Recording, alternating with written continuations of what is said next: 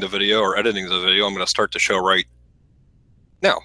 Okay, so hello everybody. My name is Frank. I am Doug Up 46 from Reddit. Thanks everybody for tuning in. If you guys are new to the show, welcome. It is literally just me in front of a camera, and I talk churning for an hour every week. So, I try to cover a couple of big topics right now. That, of course, Chase, the 524 rule being spread throughout now on a number of different cards. I'm going to talk a little bit some of that, and then also not only Chase's new rule in particular, but all these different rules with American Express and their once lifetime, and just kind of what impacts are these rule changes going to have on the future of not only churning but word travel and these other subs, and kind of just the industry as a whole, Flyer Talk with all that, Flyer Talk and everything else. What impacts all these different bank rules are going to have on the hobby. So I think those will be my two major topics tonight. It is vital that people participate in the chat, please. If you're having problems or whatever else, let me know. I love when people are in the chat because it just helps the show go a lot easier. It's nicer when people are asking questions and I can kind of follow off some of them. And then it also helps the show just in content-wise when people are asking questions. I'm able to get some questions answered. This is a beginner-friendly show, so if you're new getting into it, or if you've been here for a long time, if you have basic questions that relate to my topics, if I'm talking about Chase 524, don't be like, hey, how can I get my award ticket from Miami to Spain or Madrid? Because I've seen that. Literally, I've seen that. Try to keep your questions at least on point. So when I answer it and I talk about the questions, it's, kind of going with the discussion. Helps a little bit. And I'm not going to answer your questions immediately, probably, because I'm talking and I'm doing other things. I'm trying to watch a hockey game. That's very important right now. And then I've got a couple other screens up. So I'm trying to watch all that. So it does become a little bit difficult to answer questions immediately. And then not only that, but I'm also on like a 45-second delay. So everything that you're hearing me say now is actually happening 45 seconds ago. Like, you're probably just now hearing me say I'm going to start the show. So those are big, the two big things every week. Like I said, I'm here every Monday, 9 o'clock to 10 o'clock. So we'll go ahead and get started with obviously the biggest news, and go ahead and get started on the big news with Chase and 524. Of course, everybody here has heard what's going on, but just in case you haven't, I will go ahead and rehash it all. So the Chase 524 rule is, of course, when you have 5 credit cards, or I don't know if it's 5 accounts or just 5 credit cards. Slight difference there, and I've heard some kind of data points bouncing back and forth. It's like a car loan or a mortgage. I'm not sure if that counts as an account or a checking account, but we do know 5 credit cards. So we're just going to say 5 credit cards for now. It could be a little bit more widespread than that, so you're going to want to check it out. But if you have more than 5 credit cards in the last 24 months, being 2 years, Chase will automatically deny you on any future application. When I say not mean 5 Chase credit cards, I mean 5 of any credit card over the past 2 years. This is not an official rule, so you cannot call up Chase and say, hey, was I denied because of 524? They're going to say no, 524 does not exist. However, we can only judge everything by the thousands of data points that we have across, not just Reddit, but Flyer Talk. Doctor of Credit has a lot of people on his blog and a number of other blogs. So we can only go by the thousands of data points that we have. And it seems pretty steadfast that 524 is the policy. If it's 5 and 25, people are getting accepted. If it's 5 and 24, you're getting denied. So it's pretty clear cut. That's what it is. But it is, like, again, it's nothing official. It's been asked many times, and they're always going to constantly deny it. What they will say is that they will deny accounts based if you've had too many accounts opened in a short time. That's their official stance. So it was just, it started out was just on Chase credit cards. So this Chase Sapphire Preferred and the Chase Freedom. And now it has since expanded to the Chase Ink, all the Marriott cards, the Southwest cards, and United cards. According to the data points of what we believe right now, the IHG Hyatt, British Airways, Disney, Fairmont, Amazon, and the Chase AARP have not been affected by the rule change yet. They likely will be, but as of right now, they're not. And I don't know, when I say likely will be, that's actually, I have nothing to base that off of. They might not be. Maybe those partners, they say we need all the customers we can get. We don't want to mess with this rule. So that's a good possibility. I would not be, surprised if the IHG and those cards live on for a little bit longer. So we kind of have to, judge out, test the waters and kind of see how everything develops, and go from there. So I don't want to necessarily rehash what I say, because I know I've spoke about the Chase 524 rule a couple of my other shows, and it goes something like the too long didn't read version is Chase and 524 is the worst rule possible for people in our hobby. It's a lot worse than once a lifetime, because you can't get the cards once to begin with. So that's, I guess, the biggest change. But not only that, but I really honestly feel like these rules have just as big of an impact on people who are new getting into the industry, as well as people like me who have been here for a couple years and doing all this.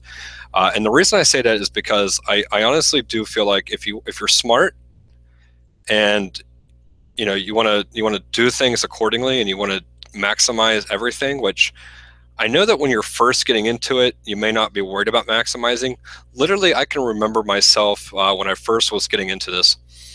I remember sitting there thinking, like, why do I necessarily have to pay for Saver award seats when I can pay for Anytime award seats? It's only, when I was looking at domestic trips, it was $25,000 for round trip, and it was like Anytime was only $50,000. So it was like, why? It's only 25,000 miles more. What's the big deal? And now I look back at my younger self and I'm like, wow, I was a complete idiot. Like, I can't believe I even thought that. It's clearly all about maximizing. That's what all this is. And it's not necessarily maximizing in terms of value, but it certainly is in terms of miles. So if you can get to Hawaii for 25,000 miles, like, why would you want to pay 40,000 for the same exact trip?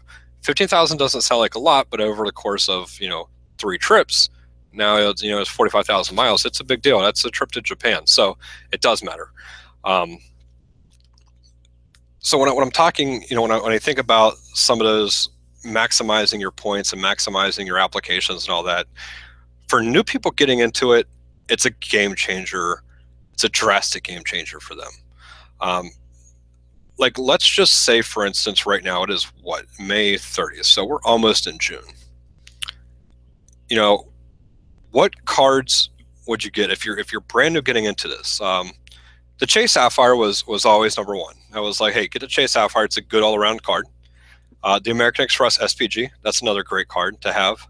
And then it's kind of like personal preference. There's no real guide. It's not like, hey, you have to apply for this card, this card, this card. So it does change up according to what your needs are. But now I think that scope has been really limited. So obviously, if you're brand new getting into this, and if you're watching this show and you've never touched a credit card yet, and you're thinking like, how do I get started? What do I do? You have to apply for 5 Chase cards before you apply for anything else, period. If you're looking to get the most bang for your buck and you're looking to really take some travel, you have to kind of start out slow, and then from there you can build up. If right now it's June, I would honestly just recommend new people to just sit on Churning and read about it, and Doctor of Credit and Loophole Travel and whatever other websites you're going to be going to, blogs you go to, the Points Guy, whatever it is, just research for a few months, because it's not, June now is no longer, it's not longer like, hey, I just want to jump into it, I'm going to apply for 5 cards. You really got to time your stuff out.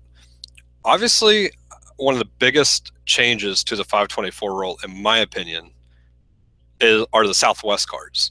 So that's the Southwest Companion Pass, which is one of the best, it's one of the best perks of all cards, I mean, imaginable. It's hard to fathom how such a quality airline perk even exists. Right now with Southwest cards, with the Companion Pass, I have gone to Chicago, Wichita, New Orleans, Jamaica, and another trip, Vegas, and I still have 15,000 points left. And I've done that for 2 people, all on 2 credit cards. Granted, I had a couple referrals in there, and then a little bit of MS, but not a whole lot. I mean, this is pretty much just that 110,000. So it's like one of the best perks that you can possibly get. And if you're done with your applications, so if you're brand new and you're just getting in applications and you don't listen to what I'm telling you right now, you're not going to get that perk. It is one of the best perks you can get. And you know, international travel is great, but a lot of us just don't have the time to take international trips a whole lot. So those domestic trips really help break up the mundane weekends and just the mundane tasks you got to do. If you can, you know, escape to New Orleans for just a weekend, you know, or Chicago. I've taken a weekend trip to Chicago, just 2 or 3 nights. Take a Monday off, or like Memorial Day now, take a Tuesday off. You can leave on a Friday, got Saturday, Sunday, Monday, come back on a Tuesday. That's perfect to see Chicago 3 days. So little things like that, where I think you're breaking up and you are traveling. It's just so funny because, you know, when I was a number of months ago, you know, a trip to Chicago or Boston or New Orleans or even California, that wasn't a small trip. That was pretty much like a trip that I could not take. And now I call that, you know, a small trip to kind of break up the weekends. It's funny, but that's how it works. So, yeah, I mean, absolutely. If you're going to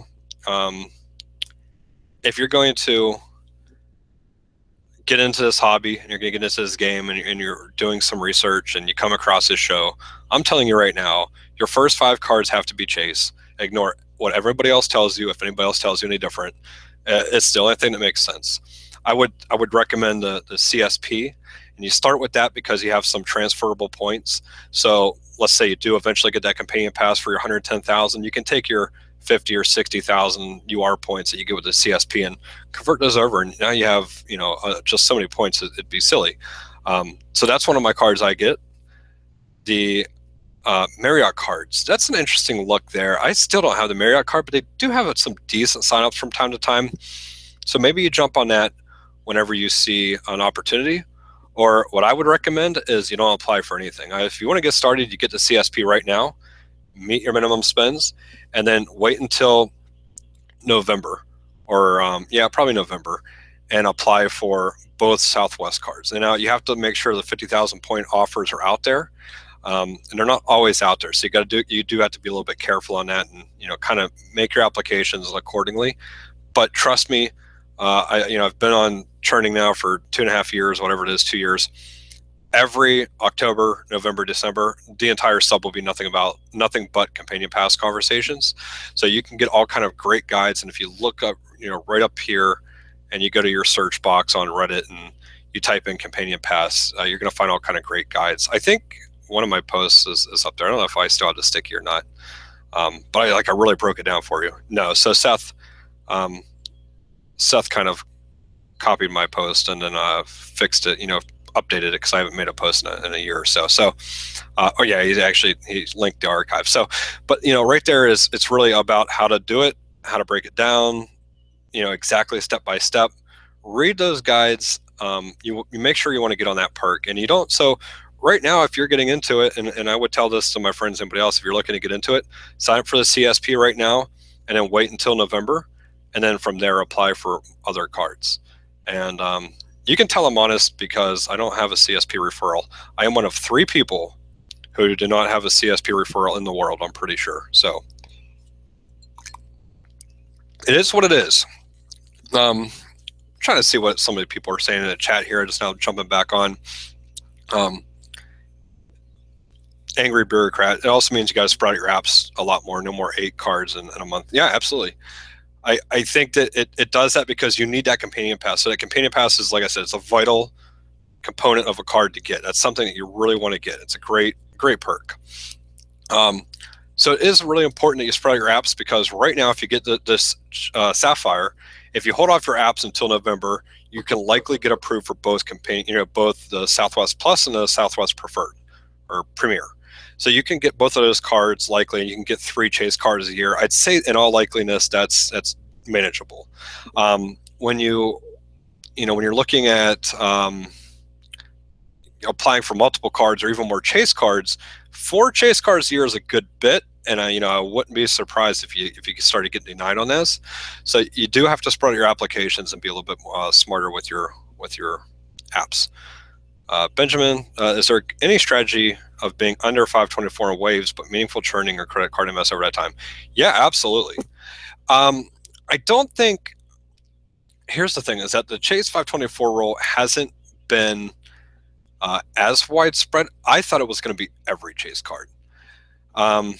So is it?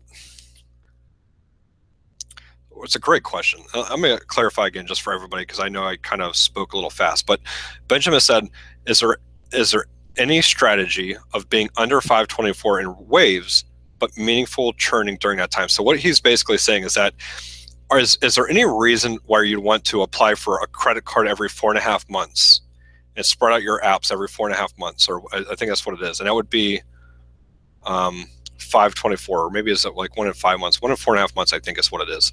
That puts you at 5 and 24. Is there any reason to apply for under that? It's like there is, but not right now, and certainly not for new people. So new people have so many cards available to them that it's hard to limit yourself to 1 in every 4.5 months.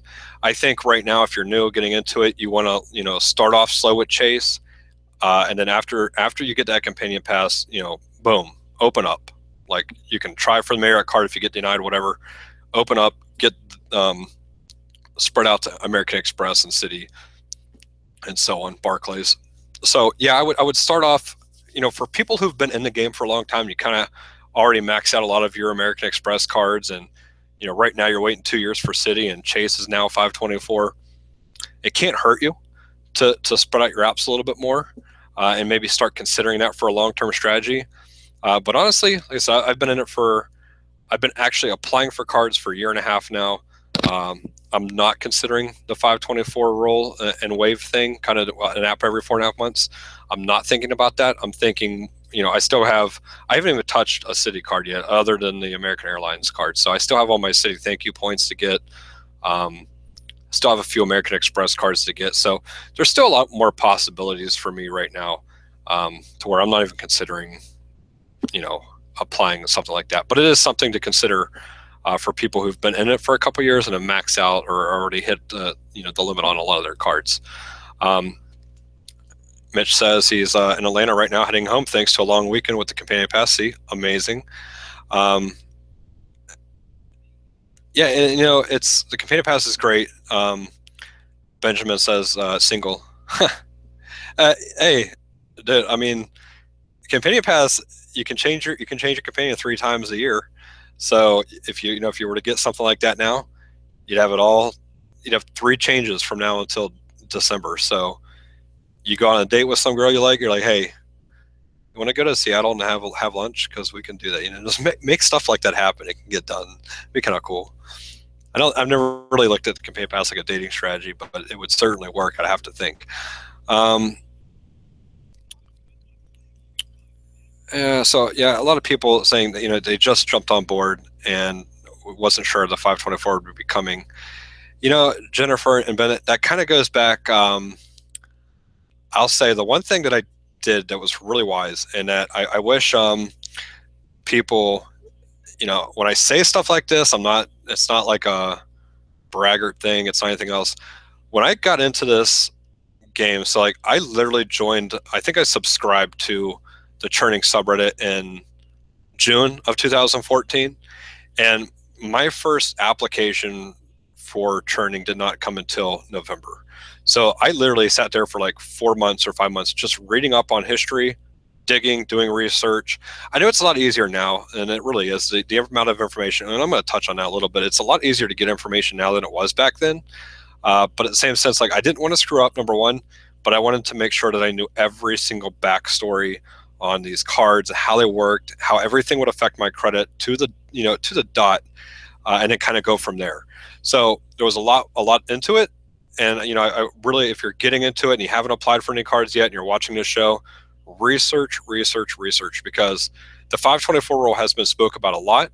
And while we didn't know exactly when it was going to happen, we knew it was going to take into effect. And I can actually I can almost guarantee if I go back to my web archives and I look at my first show, or maybe even my second show, I want to say my first show ever, which was 12 weeks ago. So we're talking 3 months ago. I said Chase 524 was going to be taking into effect to plan out your applications, all that stuff. So the information is out there. It's just not always easiest to find, but it is out there. So definitely take your time and do things right. And I've been understanding when you're saying the platinum was 100K. Yeah, I mean that's tough to pass up. But it has been 100K before. But if you caught it this time, if you're not on Reddit daily like I am, I could see where you'd miss it, and you know, it's hard to not jump on that. So yeah, I mean, like I was saying, with the Chase 524 and kind of how everything works with that, it does have a lot of impact on. Does have a lot of impact on, like I said, just not the new people, or not just old people, but new people as well. And actually, if anything, it probably has less impact on people who've been doing it for a while now, and more impact on new people. If you've been doing it for a while, you probably already have all these cards. I have the Chase Marriott. I have both Southwest cards. I didn't grab the United card, so that kind of sucks because I do need some airline miles. So my airline miles are a little bit low, and United was going to be one of my avenues to get that on. But I still do have the Avios, the British Airways has opened up. So, you know, what I did, knowing that this stuff was going to take effect, I tried to plan everything out accordingly. I picked up, well, and a lot of my stuff that I picked up hasn't been affected by 524 yet. So like the IHG and the Hyatt and the Fairmont, I picked up all the hotel cards that give me a free night, IHG and Hyatt. Fairmont does after some spending, which I left that open just because I don't want to completely close out of it yet. And I only applied for it maybe 5 or 6 months ago, so it's not around for renewal yet. But what I've done is I have applied for these cards at the same time as my fiance or a year later. So all of our free nights match up. So when I get my free night for IHG, I'll get her for free night for IHG, and then we can have a little small weekend. You know, Vegas comes to mind, the Palazzo or Venetian. Those are 2 IHG properties that you can use as free nights on. So something like that, where everything is just, you know, to the month, to the date, to the statement date, lined up to where I'm going to have all my free nights all in sync from here on out with Chase. And yeah, you do have to pay for them. I'm not all about paying for travel. I like free travel, but you know, it's a small price to pay. And given that the new rules are in effect and they are what they are, I do expect the 524 will eventually reach down to, you know, the depths of all Chase cards. But for right now, at least that, you know, I have everything planned out there. So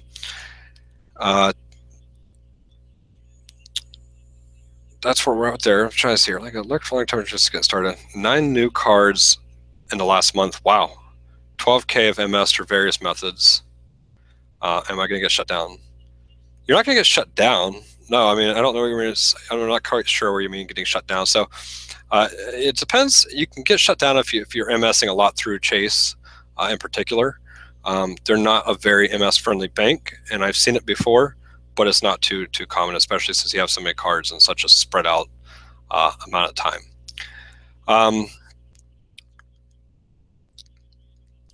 trying to think if I want to talk a little bit more about the Chase or move on and go on with the rest of the show and just kind of like the future of this sub and other subs, and you know what I see a lot of, as well as, you know, I think we'll go ahead and move on. Usually I do it in 20-minute segments, so 20 minutes Chase, 20 minutes next topic, 20 minutes till the end. So I think we'll go ahead and move on from there. So I want to talk about a little bit about the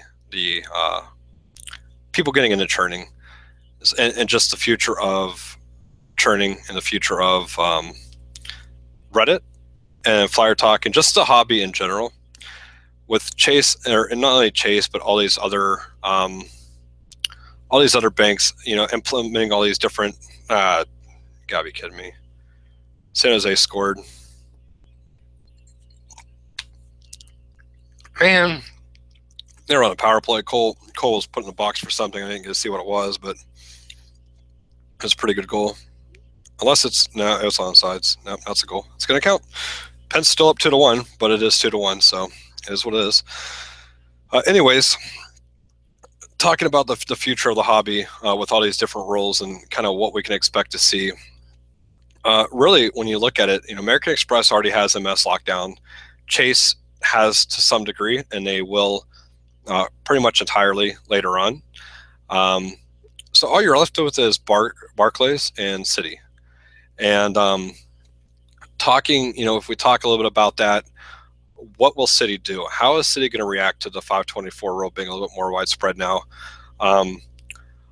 What's really funny is that we make a big to do about the 524 rule here in Reddit and churning and everywhere else. But the fact is that if you're not in the award travel industry, nobody cares. Like, nobody knows that 524 goes on. Literally, if you're out there, if you're out and about, ask your friends or whoever else, how the Chase 524 rule affects their life, and they're going to say, "What are you talking about?" So nobody knows what 524 is. It doesn't affect anybody's life. It just affects our life, and we make it out to be a much larger deal than it is, nationwide. So I think that when we go up in arms and we're like, "Oh, this is so dumb," 99.9% of people don't care. So that's the kind of the flip side of things is that when we are we think something is a big deal, to 99.9% of the world, it's completely irrelevant of a deal. It's not a big deal at all. So that's the other side to it, and that's what you have to consider when you look at a bank like Citi, and they're looking at this as, okay, Chase has implemented these rules. Nobody has been upset about it. It's not affecting their bottom line at all. It's not like everybody's boycotting Chase or there's news out there on Fox or whatever else. So these other banks, it gives them a more clear path as to, we should duplicate something like this and then maybe implement something like this. So I would not be surprised at all to see Citi crack down eventually. But then the other side of everything is that Citi is so disorganized and they're such a, silly bank, and they have, so many issues that they're trying to tackle, that I wouldn't be surprised if they can't or they don't implement something like this just because they are so, they're so disorganized. So I think that kind of plays to our advantage, at least to some degree here, some level, just because they can't keep everything together. Barclay, on the other hand, I don't know if Barclays has as big of a problem as Chase did. So I think everybody knew, if you knew anything about churning, you knew Chase was, like the honeypot. They had a lot of really good cards. They still do. And they still have a lot of really good cards. And it was just an easy way, to get some free travel. You hit up the Companion Pass and some Hyatt nights, and you've got 4 nights in Jamaica, with 4 cards. So it was really simple. Chase was hit a lot harder by the industry than Barclays is. So I just wouldn't be, I'm not sure Barclays is going to be quick to jump on anything. They may crack down a little bit on some of the rules. They're still friendly right now. But I don't know, like I said, they don't really have too many cards, and they are strict on just getting approval. So they're generous with their bonuses, but if you have another Barclays card and you go for a second one, if you haven't used your first one, they're going to deny you. They like to see you use credit limits. If you have a credit card for 10 grand just sitting there, that is sock drawer, never gets touched, you could pretty much, just automatically assume that you're going to be denied on cards moving forward. So I don't know if they're going to make changes. And like I said, I think Citi would be more likely to make those changes if they were a little bit more organized and competent of a bank. Like I said, Chase is what it is. American Express is what it is. But the reason that the 524 affects people, I think, a lot more than other rules is because the 524 rule, you can't get those cards in the first place. As compared to American Express, at least I can cycle through every card they have while getting other cards, on the side. So I think the 524 rule is a lot more damaging. I hope that other banks don't follow suit, and I really don't expect they will. But we kind of just kind of have to see how things plan out. I mean, it's been a very crazy year. It's been just 5 months or 6 months. It's been insane watching everything happen. The first year for me was like so easy. You couldn't make a mistake. I mean, if you applied for the wrong card, it was like, that's just a couple more nights that I have to go do something about that. So I'm going to jump back into chat here, see if there's anything that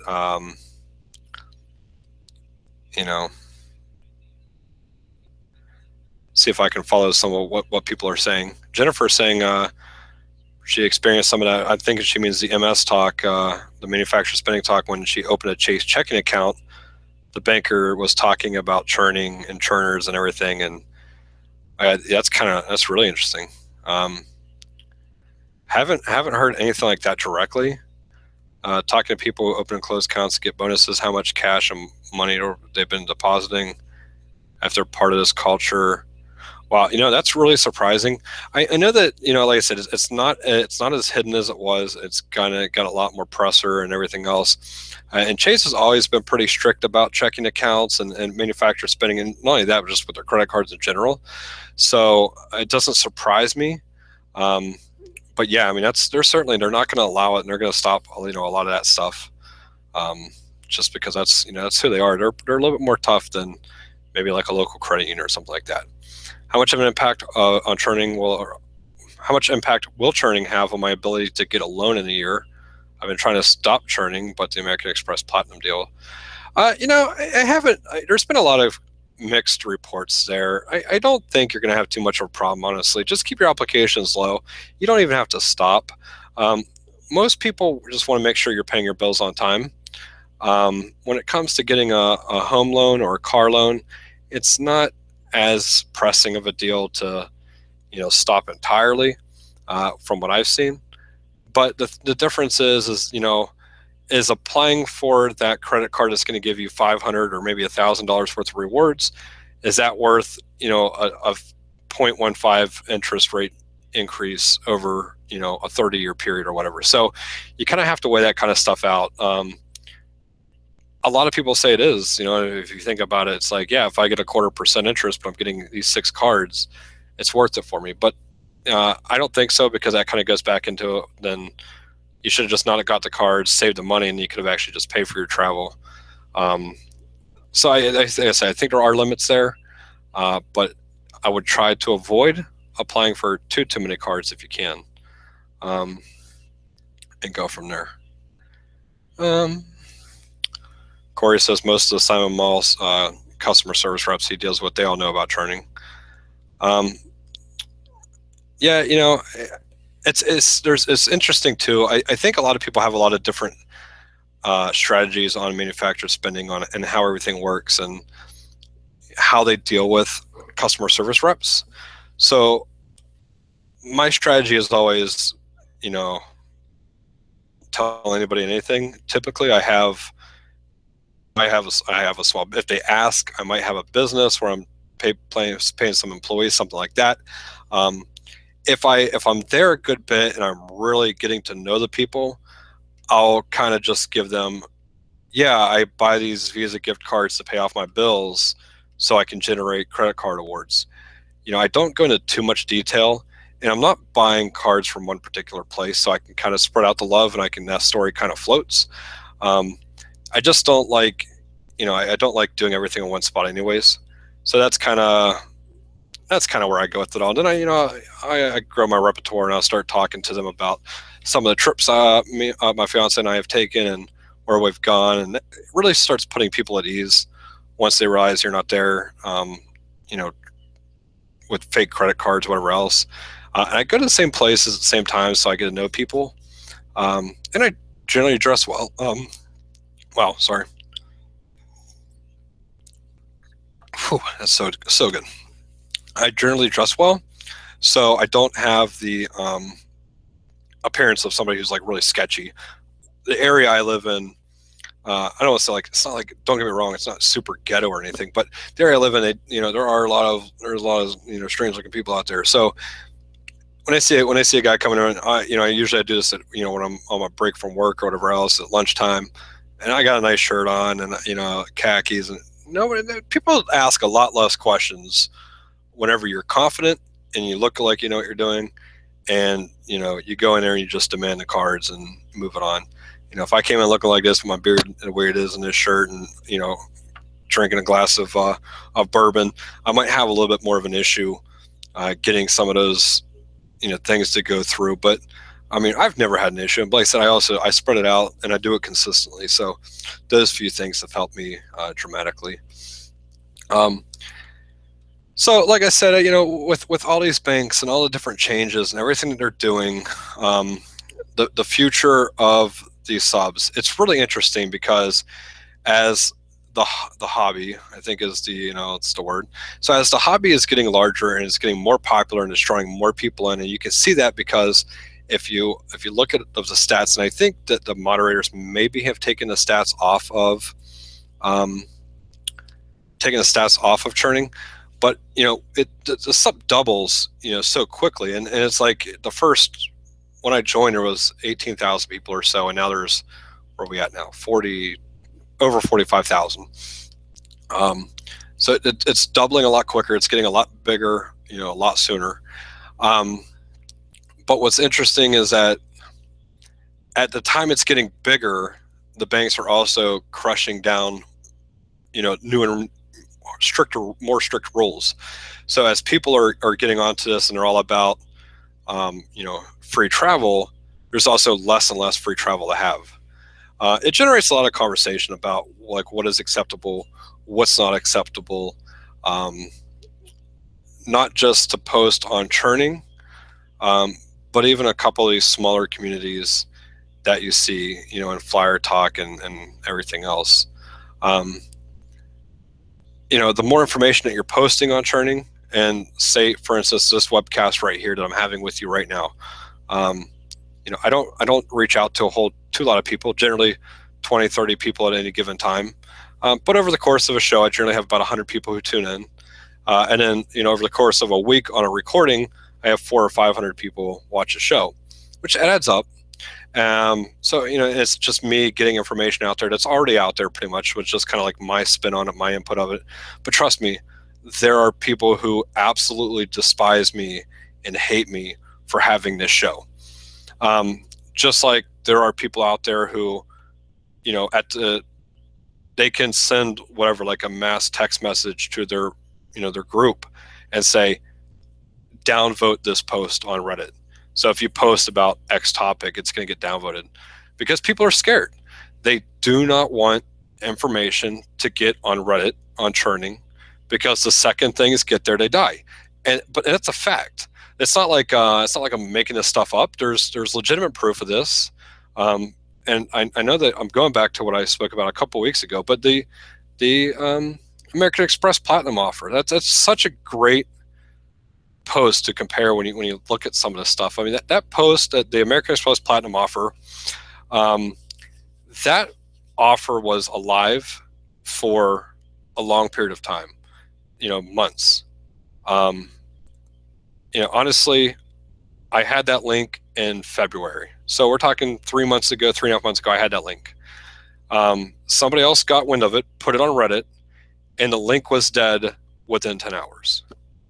So it's like, that's how quick things die on Reddit.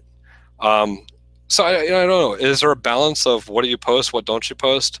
Obviously, the bigger these community, and not just Reddit, I say Reddit, but Reddit is only one piece of the pie here. You have these blogs like The Points Guy and all these other things. And it's kind of what I've said to some people in the past is, I have a lot of people who I speak about, what I do and kind of all the awesome travel and stuff like that I've taken.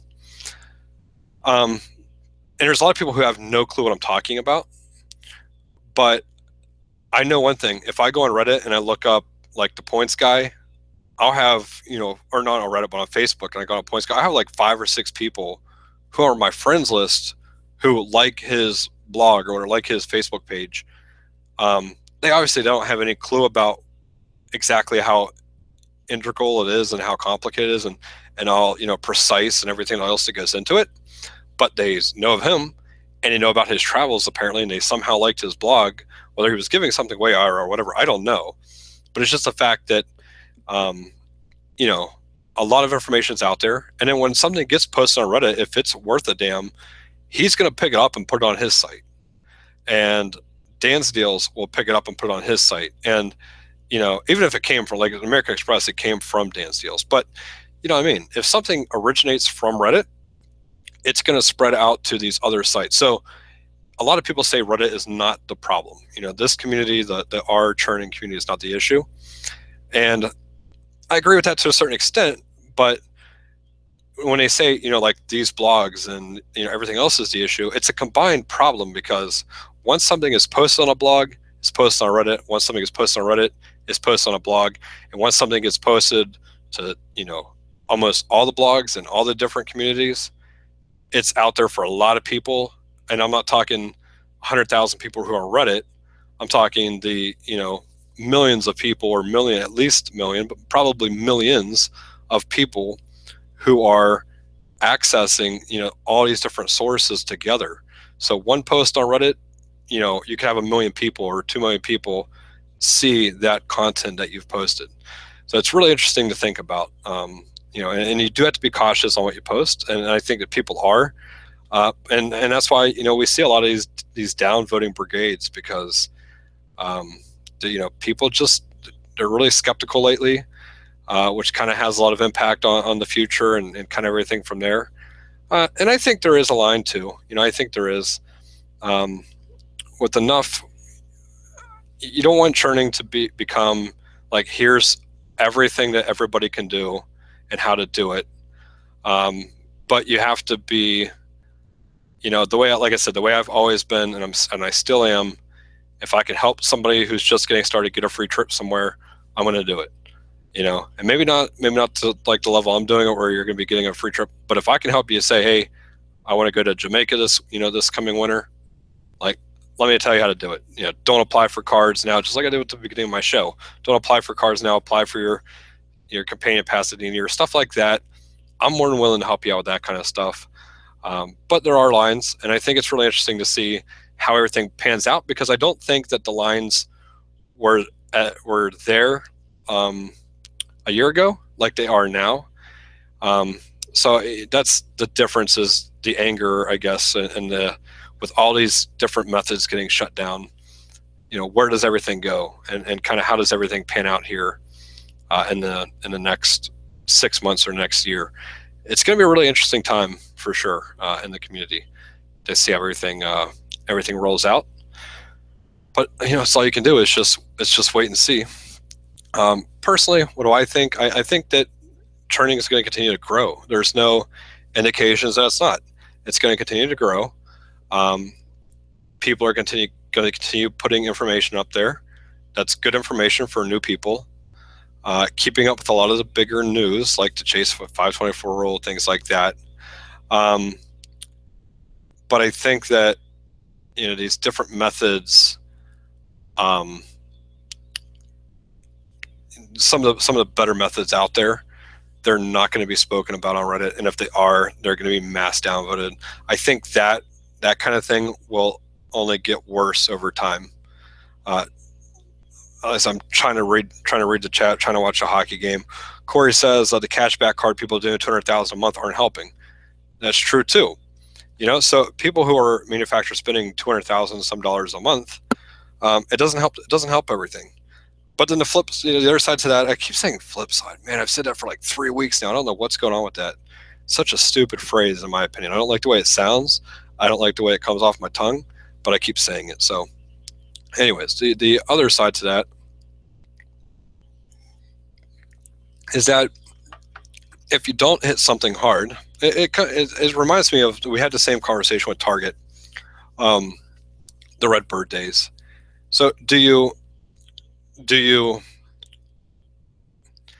if a good manufacturer spending opportunity comes around, do you slam it as hard as you possibly can until it gets shut down? Or, if everybody were to just do X amount of dollars, it would survive. It's really, it's such a tough thing. Personally, from a morality standpoint, you're supposed to relax. But when it comes down to it, is that people are going to maximize all this stuff, and I'm not sure that you can't. So, when these opportunities come around, you almost have to jump on them and hit them as hard as you can, as early as you can. I think that's the biggest thing, is finding these different methods out yourself through playing around and whatever else, and hitting them hard. That's really all you can do. It's just like counseling for churners. It kind of, I don't think so. I don't think it's like counseling. It's just me talking my 2 cents. I don't know. Counseling for churners, man. If it was gonna be counseling for churners, what would we talk about? People with their Wells Fargo accounts getting shut down. That would be counseling for churners. You can give me all your problems and kind of go from there. Jennifer, listen to this. We beginners should be learning and finding our own ways, not relying on the veterans. And I think it's kind of what I said last week on my show. Was it's really true, because the more people that you have, the more chances you have at finding a new possibility, a new loophole, and that everybody can exploit that until it gets shut down. But then the other side to it is that once everybody's exploiting a certain loophole, it gets shut down a lot quicker. So there is that that balance there. Yeah, I mean, you want to find your own stuff, but really, the problem is if you find your own stuff, you kind of want to keep it to yourself, because you're just afraid that it's going to get shut down. It used to be really simple, and it's not hard for people who look for cash back deals. So if you're trying to manufacture spend with cash, it's a little bit easier than if you're trying to manufacture spend with point traveling cards and stuff like that. But you have to understand that there's basically 2 groups out there, in this hobby. There are people who churn credit cards. I'm one of those guys. I'm one of the guys who apply for a new credit card every single month. And I try to maximize all my awards. And then there are the people who manufacture spend. They necessarily don't apply for a credit card ever. They might have 2 or 3 credit cards, but they manufacture spend. They can spend upwards of $200,000 a month on these cards, or even more, and kind of get a return that way. So if you're making whatever, $1 or $100 a transaction or whatever else, or $5 a transaction, you're able to do so many of these transactions, 100 a month, and you're making $500 a month or $500 a week, whatever the amount of money it is. Some of these people, it's like their life. I mean, it's their paycheck, really. So there's 2 different people that we kind of take into when we say the hobby or churning or whatever. We kind of loop those 2 together or single them together. But there are 2 different groups, so it's always interesting to see the different feelings about that as well. No, and like he says, Metadude got banned from Chase and Citi for MS. MS is not easy. It's not easy, so I don't think you have to worry about new people getting into it. It's just very difficult to find, to find methods to spend that kind of money and make a profit. That's the biggest deal.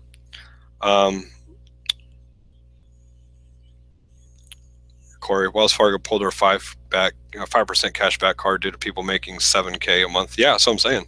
So people are making paychecks on this stuff, good paychecks, but it's a lot of work. I mean, don't get me wrong, $7K a month is a lot of money, but you're putting in a full-time job worth of work. It's, if you have a job, you're not likely doing $7K a month. It's just not going to happen. It's just the way it is, So it's people with a lot of time on their hands, but for a hobby, it's a nice hobby that pays off. But like I said, everything's gonna get shut down, so you can't. It's not like money you can depend on, but it's money you can save and use for whatever you want moving forward. So, being about 9:50 p.m., I think I'm going to go ahead and end at least my second topic. Usually I open this up to ask whatever kind of question you guys want. So if you have anything in mind that you want to talk about, anything you want to ask me, it doesn't necessarily have to be on topic. You can go ahead and do that. And I'm probably not going to have a post show just because the hockey game is on. Still 2-1 Pittsburgh. I'm trying to follow that and see how everything goes with there. So yeah, still 2-1. I'm kind of excited that San Jose goal was, it was so close, almost offsides, but it wasn't. I think they lucked out in that in Game 7 with Tampa, but not having the same luck with San Jose. They kept it just inside the zone. So anybody have any questions you want to ask, I said go ahead, feel free to ask it in the chat, and then we'll kind of go from there. It's been a slower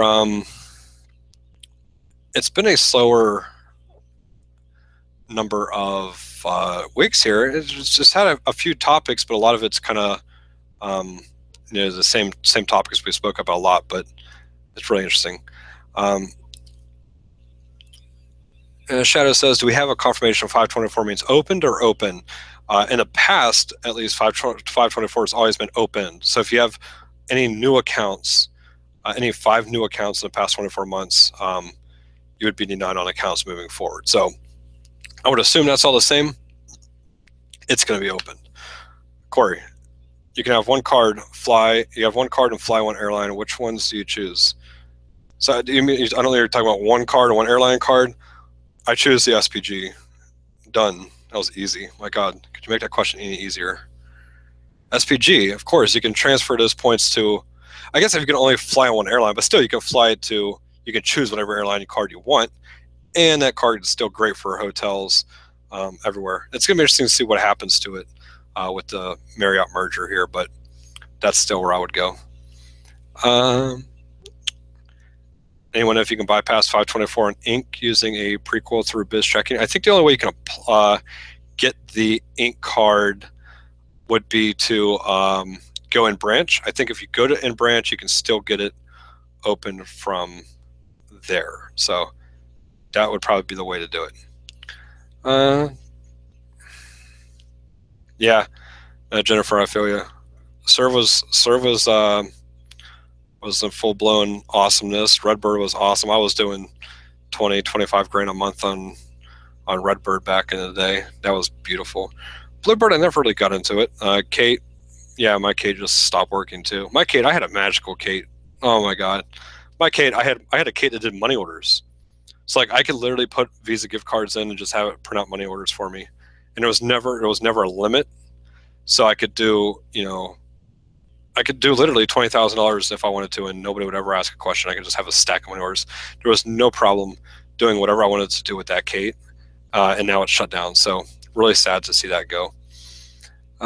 Arrival Plus card. That's a good Arrival Plus card. It's not a bad look. JetBlue Airlines.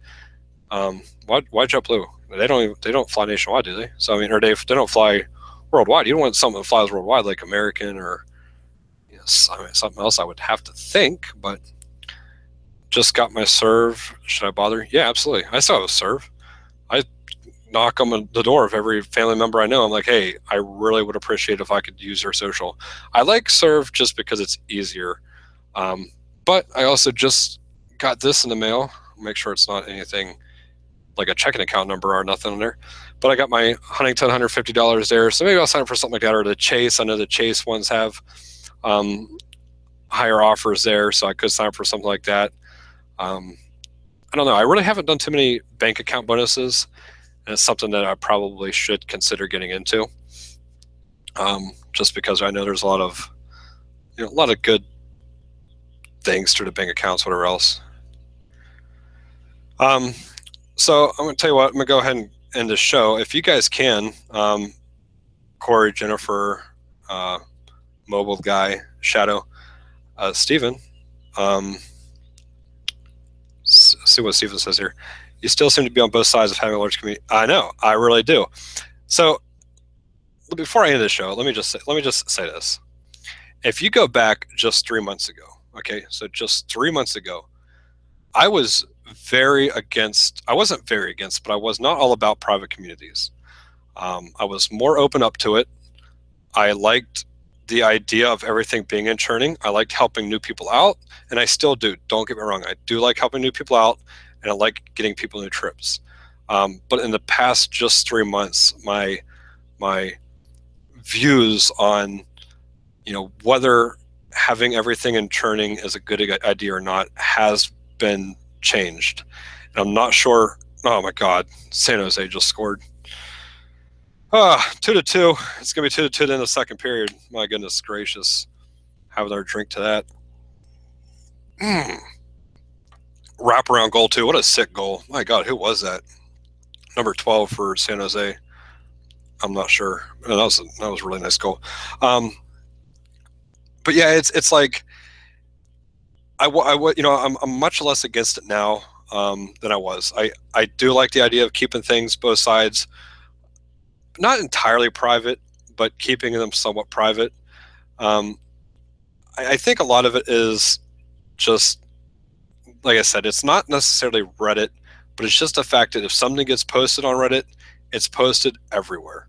And I've said that publicly for the last month or two. It's like, if you have something super important to post, think twice. You have to think twice. I'm not like asking you, I'm telling you, you have to think twice before posting it on Reddit, because you're going to kill that method. It's very likely whatever you post, you're going to kill the method. So you do have to think about it before you post it there.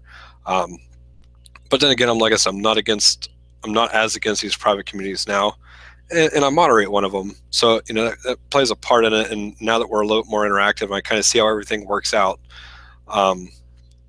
that certainly changes. I said it changes my views on a lot of things. I don't know. That's just, I am still on both sides of it. It's really tough. It's not an easy decision. I feel like I'm so deeply involved with the Reddit community and churning that it would be really hard to let go and change anything that I've done previously. But I'm getting to the point where I kind of see like maybe there is a need for it. Have the basics out there, let people sign up, let people get a free trip, that kind of stuff. But as so much as like hand holding and letting go of everything, I'm not too sure it's a great idea. That's such a tough decision. But anyways, what I want you guys to do, Corey, Jennifer, Michael, Steven, everybody, send me a private message on Reddit with your screen names, because I don't know who you guys are. So I always like knowing who everybody is, so I'm able to just keep track on screen names and who people are. It has a little face to the name. I know some of you guys have emoticons or whatever you want to call it, avatars. But yeah, just everything helps out everything a little bit when I can see. I can kind of put everything together. Mike says, what are your thoughts about moving to another card if the SPG program is killed at some point? Yeah, I've been moving a lot of my natural spin over to UR, the chase cards, because I do like the Sapphire. I do like some of the perks of it and everything. And I have a lot of SPG points, so I'm not necessarily concerned about continuously, continuing to build those up. But yeah, I don't know. I think the SPG program, it is going to go away, obviously. Just, what happens to it, and if something else comes around, I don't know. SPG program is going to be tough to lose. It's kind of like losing a UR program or a thank you point program, something that's transferable. But who knows? Like I said, maybe American Express steps up their game with their membership rewards. I think that would be the logical step for them, but we'll kind of have to see what happens. So, all right, guys. Hey, I appreciate everybody tuning in. It is now 10 o'clock. I am going to watch the rest of this game now that it's tied up, man. So it's like I got to go back in there and watch a 20-minute hockey game, because it's, whoever wins in the next 20 minutes wins the game. Penguins run a power play this, so that's pretty sweet. I am Dug Up 46. Yep, that's me. Actually, I should probably just type that there, because if I actually say it now, you're not going to hear me for like another 2 minutes. So yeah, go ahead, leave me a message on there. Let me know who you guys are, and we'll go from there. But I appreciate everybody coming in. Have a nice weekend, and we'll see you guys here next week. Sorry the Avs couldn't make it in. Like I said, he should be here next week, so we'll be good to go there.